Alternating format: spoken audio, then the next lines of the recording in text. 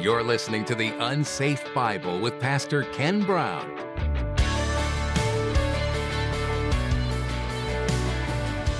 When women cultivate and cherish beauty just for itself, which is what's happening here, they're now detracting the glory that should belong to God. And that's what's happening. The ordinary woman of the world should be vainglorious. That's not a big deal. I mean, if we're talking about the way women dress in Nineveh, or they're dressing in Tyre or Sidon or somewhere outside of Israel, okay, you would expect that. But 2 blocks from the temple?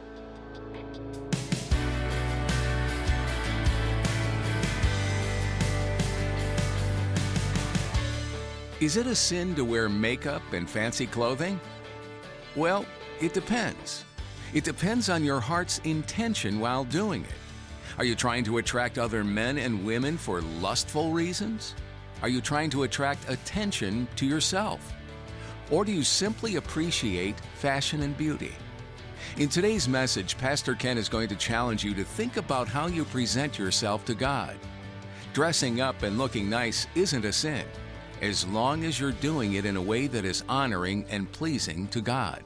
Well, let's join Pastor Ken in the book of 2 Chronicles chapter 26 as he continues his message, Fishing Stories. Remind you about King Uzziah, 2 Chronicles 26:5. This is King Uzziah. He continued to seek God in the days of Zechariah, who had understanding through the vision of God, and as long as he sought the Lord, God prospered him. Everything's good in the kingdom in the south at this point. But underneath, as we've been reading with the men, there's some rot there. And we see the same thing with the women, starting in verse 16.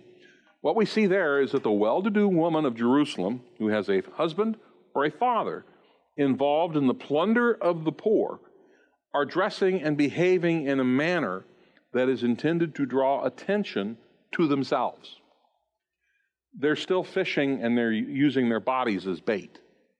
They're looking for some guy. And these are the wives of Judah and the daughters. They're not supposed to be doing that. God specifically said how they're supposed to behave. These aren't Proverbs 31 women, okay? These are more like Proverbs 5, 6, and 7 women, the ones that your mother and daddy warned you about. In Proverbs chapter 5, the warning is, "My child, be attentive to my wisdom, pay close attention to my understanding in order to safeguard discretion, and that your lips may guard knowledge, for the lips of the adulterous woman drip honey, and her seductive words are smoother than olive oil. In the end, she's bitter as wormwood, sharp as a two-edged sword. Her feet go down to death. Her steps lead straight to the grave. Lest she should make level the path leading to life, her paths are unstable, and she does not know it." This is what Isaiah is pointing to. Proverbs 6, 23 to 26. "The commandments are like a lamp, instruction is like a light, and rebukes of discipline are like the road leading to life, by keeping you from the evil woman," or the woman of Judah in 725 BC. "From the smooth tongue of the loose woman. Do not lust in your heart for her beauty, and do not let her captivate you with alluring eyes." And I'll talk about the alluring eyes. It's always eyes, and there's a reason for that. "For on account of a prostitute, one is brought down to a loaf of bread, but the wife of another man preys on your precious life." And then, of course, there's Proverbs 7, verses 10 to 14. "Suddenly a woman came out to meet him. She was dressed like a prostitute and with secret intent. She's loud, rebellious, and doesn't remain at home. At one time outside, at another in the wide plazas, and by every corner she lies in wait. So she grabbed him and kissed him, and with bold expressions she said to him, 'I've got fresh meat at home. Today I fulfilled my vows.' And then she goes even further, saying, 'Come, let's do things we're not supposed to do, because I'm married to someone else.'" So this is the kind of situation that you've got in Jerusalem at this point in time. Now, if anybody ever been in the Middle East? I have, okay, where the women wear veils and burqas. The one thing I was always impressed with is how much makeup they put on their eyes and how expressive their eyes are. I mean, I've never seen anybody, number one, wearing as much perfume as they wore, but with the eyes, I mean, they did everything they could to make sure that you knew exactly what they were thinking, and they could do it with their eyes. I was amazed by that. And that's all they have to draw attention to a guy, especially in Kuwait City. And yes, they do wear jewelry that makes noise, because you could hear them walking around. It was really interesting. But the eyes and the makeup, that's all you could see, so that's what the guys would look at. I always thought it was funny where the guy I was working with from Kuwait was telling me about how beautiful his wife was, his one-to-be that he was marrying. He was picking up his third wife. He had never seen her before. All he'd seen is her eyes. And I'm going like, so you got all that from her eyes? Oh, yeah, they're really expressive. Okay, who am I to challenge that culture in that regard? And serious perfume, they wear the real stuff, okay? The $100 a bottle perfume and yes, they wear the stuff that you can hear in terms of the jewelry. Now, in Isaiah's day, in that culture, Hebrew women didn't always wear a veil. They did if they were trying to remain chaste. These aren't chaste women, okay? Single women would wear a veil because they're trying, because you see that in the book of Ruth, where Ruth meets Boaz and she puts a veil on real quick to kind of make sure she remains chaste and is appropriately attired. These aren't appropriately attired women. But the wearing of a veil was an act of modesty, and it usually indicated that the woman was not married. Proper adornment and true beauty in women should be a reflection of the glory of God. That's what it says in the Torah. When women cultivate and cherish beauty just for itself, which is what's happening here, they're now detracting the glory that should belong to God. And that's what's happening. The ordinary woman of the world should be vainglorious. That's not a big deal. I mean, if we're talking about the way women dress in Nineveh, or they're dressing in Tyre or Sidon or somewhere outside of Israel, okay, you would expect that. But 2 blocks from the temple? I mean, in downtown Jerusalem? Yeah, I mean, and the terms he uses here are really, they're dressing to attract. That's what they're doing, is they're dressing to attract attention. So the term, because they're proud and walk with heads held high and seductive eyes and go on with mincing steps and tinkle the bangles on their feet. Now, the mincing steps, I love the Hebrew word from that. It's tapap or tip. I mean, in other words, the Hebrew word actually makes the sound of what the feet are doing. It means to trip. So what they're doing as they walk is they're actually acting like they're tripping and falling to attract attention so that, well, she looks like she's going to fall. Oh, look at those eyes, or whatever. They're walking intentionally to attract someone to see them. I mean, it's a shortened step, almost as much as tripping with each step, to make as much noise as possible with the jewelry and attract their attention. Now, if we were to put this into terms that we would be familiar with today, these are women who are, they've painted the barn, they've heavily painted the barn. They're wearing stiletto heels, short black skirts, and they're doing everything they can to attract attention as they walk across the parking lot. Everything's being worn to hook someone. This just happens to be a scenario for what it is in Judah at that point in time. So in response to this, and Dr. Roberts says this is overtly sexual display of female beauty. Well, you read it in a 21st century eye frame and you're going like, really? But for a Jew in 725 BC, this is hot stuff, okay? I mean, this would probably be on the cover of Jerusalem Cosmo or something like that of the day. So the prophet announces God's punishment in verse 17, and as often in prophetic literature, his judgment is striking them at the point of their sin. Now, and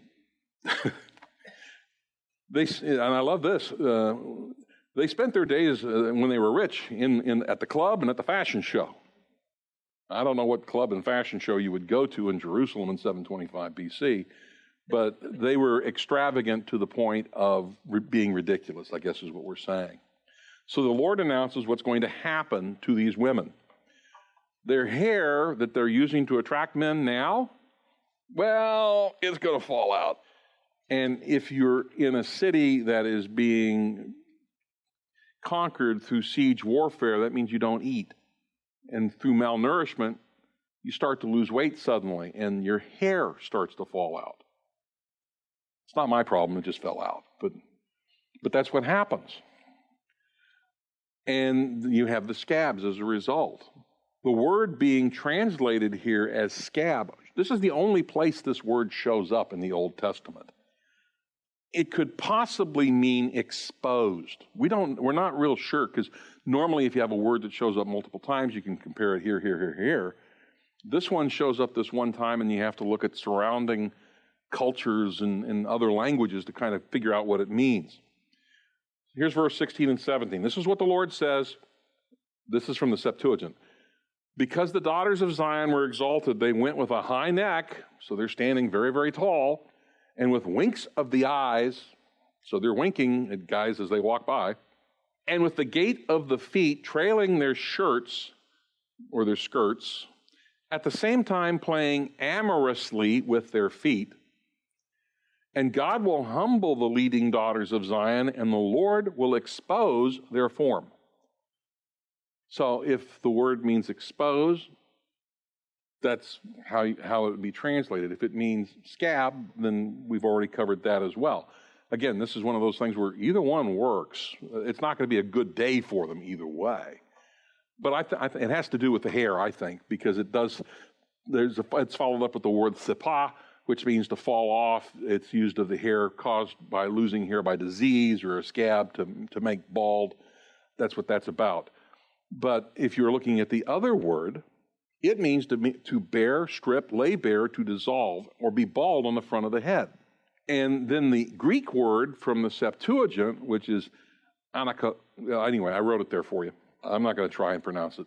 It means to expose, to uncover, to reveal, to pour out, or empty. So, all of those are possible translations. And if translated scabs, then we're talking about either leprosy or the natural result of severe malnutrition at the end of a long siege. Or it could be they're shaving their heads as a result of losing their men, because that's how they would mourn the death of their men. Or it could be shaving their heads because they've been taken prisoner. That's another thing that they did too. If translated exposed, it could be a reference to the condition that conquering armies of the time left female prisoners in, and that was exposed. Yahweh is going to expose them either way for what they truly are. He's either going to take the source of their beauty away, or he's going to take everything away. Either one works.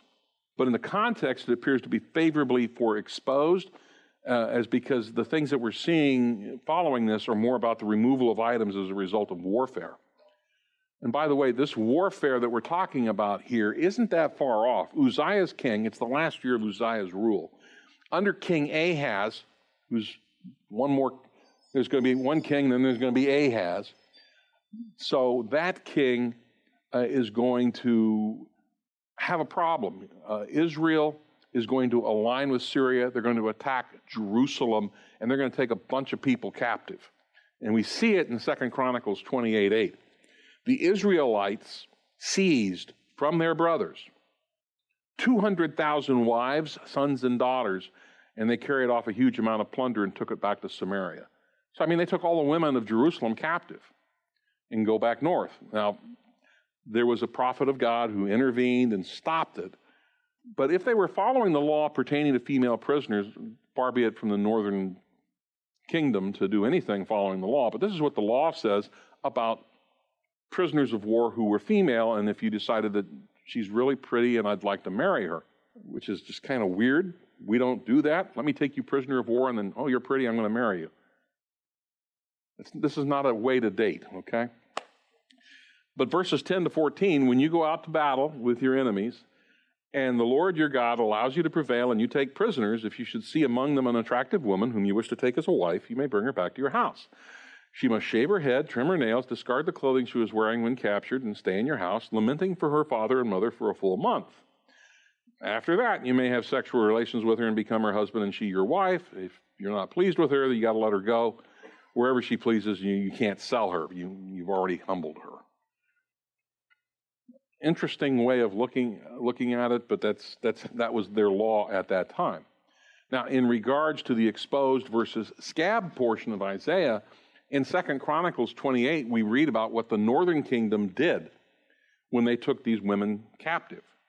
Some of the Ephraimite family leaders, Azariah, son of Jehoshaphat, Berechiah, son of, that guy, and Jezekiah, son of Shallum, and Amasa, son of Hadlai, confronted those returning from the battle. They said to him, "Don't bring those captives here.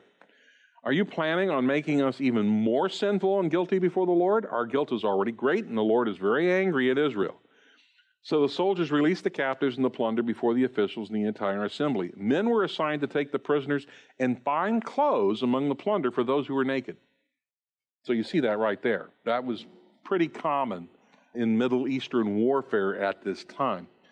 And then they provided oil to rub on their skin. They put the ones who couldn't walk on donkeys, and they brought them back to their brothers at Jericho, and then returned to Samaria. And then they all went home to Jerusalem.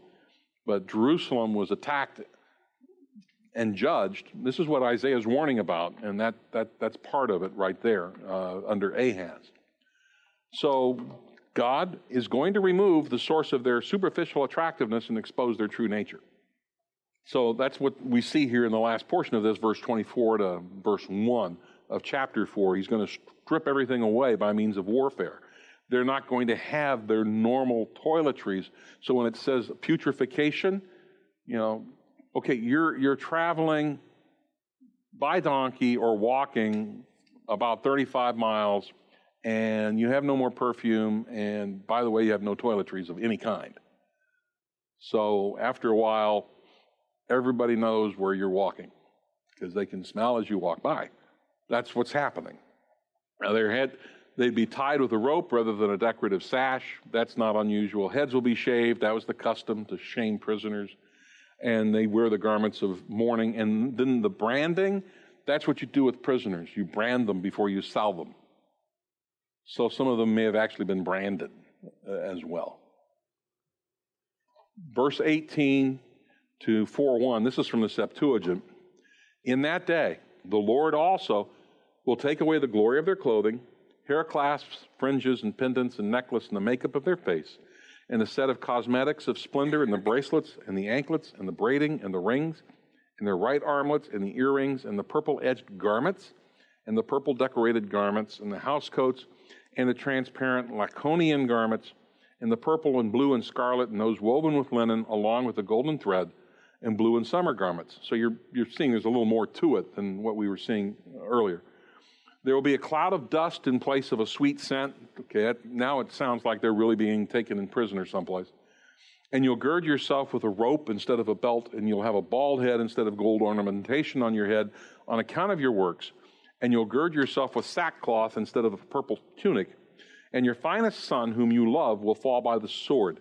And your mighty will fall by the sword and will be brought low. And the boxes of your ornamentations will mourn, and you'll leave them behind alone, and you'll be dashed to the earth. And 7 women will seize one man, saying, 'We'll eat our own bread and we'll wear our own clothes. Only let your name be given to us and remove our reproach.'" So by the end of verse 24, we've got a list of all the external things, the symbols of wealth that they've relied on, and how they're systematically removed. So they go from haute couture to prisoner of war. And you see the language take you there in that section of Scripture.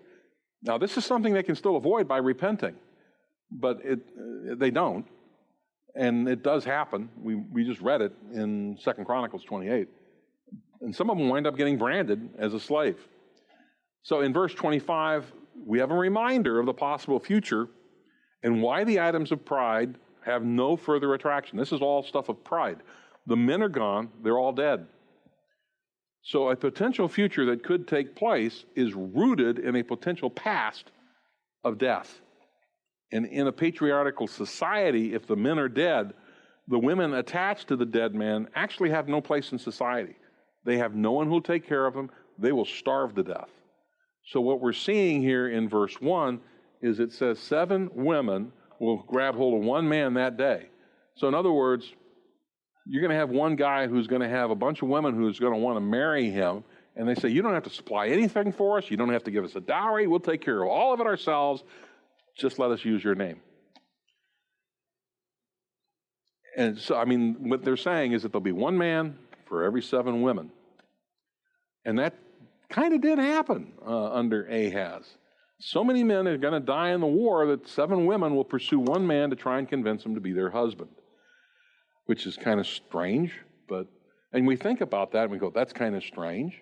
But after World War I, the French had lost so many men in that war of that particular age that the government actually was encouraging the men to have another wife on the side so they could reestablish a population.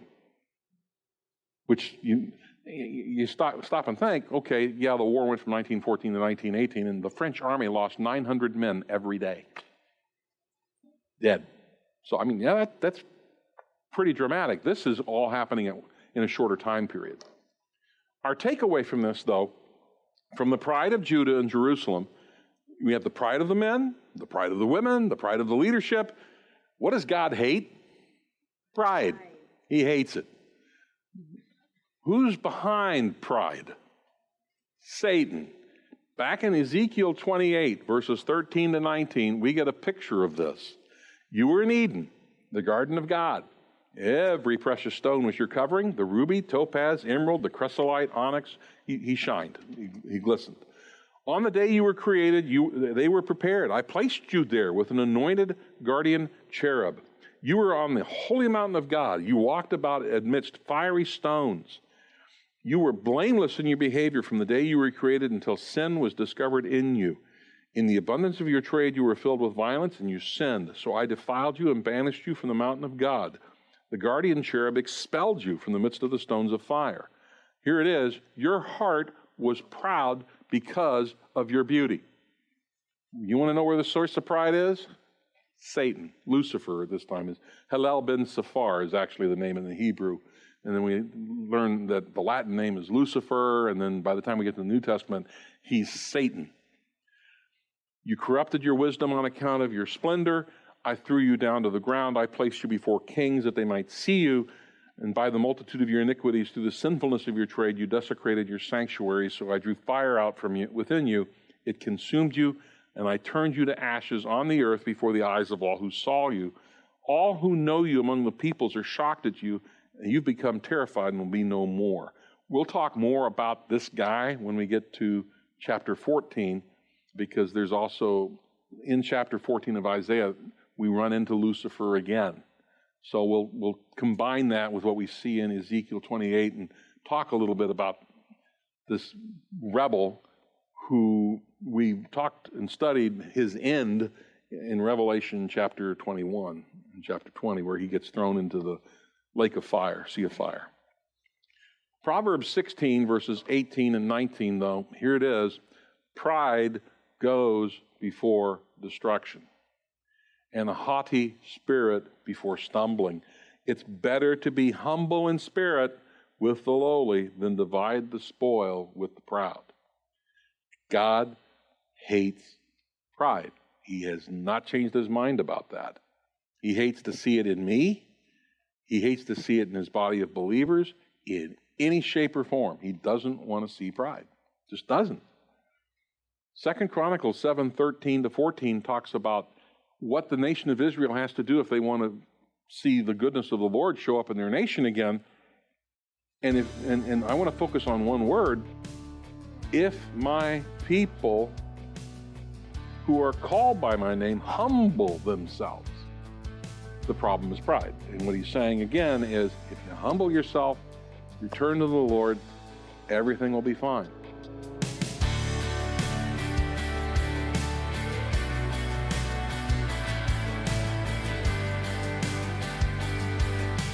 You've been listening to a message from Isaiah on the Unsafe Bible.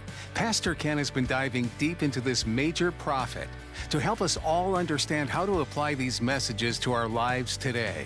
Well, as we see here in Isaiah, the whole scope and sequence of the life of Jesus, from the announcement of his birth to the second coming, the time he'll return for his people, for all those redeemed by his blood. This book is like a person crying out into a busy street, desperately needing to be heard. God is our one true salvation. Isaiah encourages his readers to trust and believe in God, because it's God who dispels the darkness that comes from a sin-filled world.